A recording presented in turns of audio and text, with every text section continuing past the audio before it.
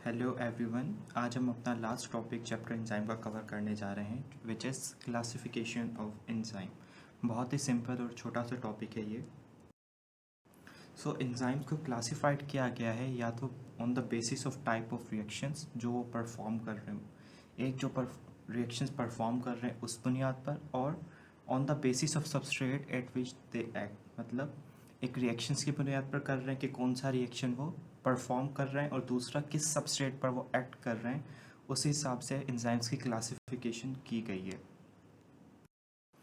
तो अब हम पहले देखते हैं on the type of reaction. On the type of reaction there are 6 classification, जिसमें नंबर 1 आ जाती है ऑक्सीडो रिडक्टेज। जैसे कि नाम जाहिर कर रहा है, नाम से हमें पता चल रहा है ये एंजाइम परफॉर्म करते हैं ऑक्सीडेशन एंड रिडक्शन। ठीक है, ऑक्सीडेशन क्या है? रिमूवल ऑफ हाइड्रोजन, और रिडक्शन क्या है? Addition of hydrogen. ठीक है, इसमें एक बात ये ध्यान रखना है कि जो नाम है क्लासिफिकेशन के, वही फंक्शन वो परफॉर्म कर रहे होते हैं सिवाय कुछ के। जैसे अब सेकंड है हमारे पास ट्रांसफरेज। ट्रांसफरेज जो कि नाम से पता चल रहा है कि ये ट्रांसफ़र करवा रहा है, तो ये ट्रांसफ़र करवाता है ग्रुप को from one substrate to another, मतलब एक ग्रुप को एक सबस्ट्रेट से हटा के दूसरे से अटैच करवा देता है। जैसे कि फॉस्फेट का ट्रांसफ़र होता है एटीपी से टू हेक्सोस, एटीपी कन्वर्ट हो जाएगा एडीपी में और हेक्सोस के साथ फॉस्फेट अटैच हो जाएगा। जैसे कि ग्लाइकोलाइसिस में बनता है ग्लूकोज 6 फॉस्फेट जो कि हेक्सोकाइनेज एंजाइम होता है, तो वो ट्रांसफरेज एंजाइम उसे हम कहेंगे। अब थर्ड है हमारे पास हाइड्रोलेज।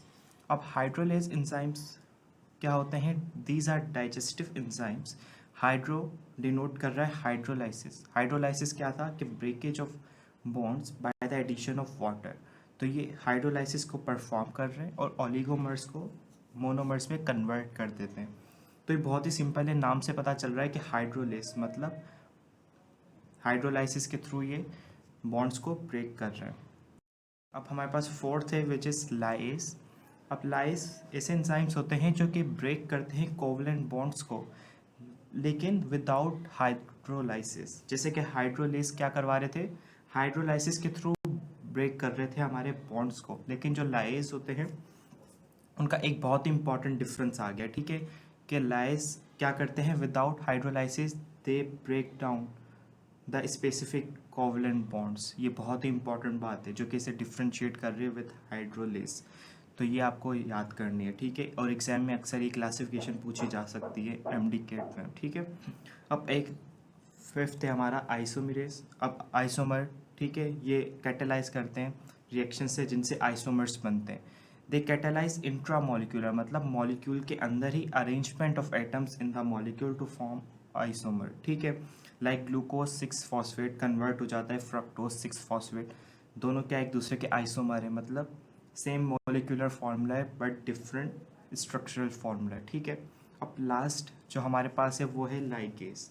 अब लाइगेज वर्ड किससे, अगर आप इसे याद कर सकते हैं, वर्ड लाइगेट से। लाइगेट का मतलब ही या तो बॉन्डिंग होता है या फिर उसे टाई अप कर देना। ठीक है, तो ये क्या करवाते हैं? कैटेलाइज करवाते हैं कंडेंसेशन प्रोसेसेस को bye linking of two molecules. ठीक है, अब जैसे डीएनए पॉलीमरेज होता है, आरएनए पॉलीमरेज होता है, तो नाम से ही पता चल रहा है वो डीएनए और आरएनए के पॉलीमर्स बनाते हैं।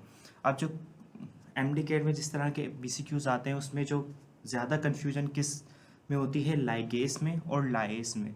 तो आपको इस बात जहन में रखनी है कि लाइगेस, आप इसे लाइगेट वर्ड से याद कर लो कि लाइगेट का मतलब ये बॉन्डिंग होता है, बॉन्ड बनाते हैं, मतलब कंडेंसेशन करवाते हैं।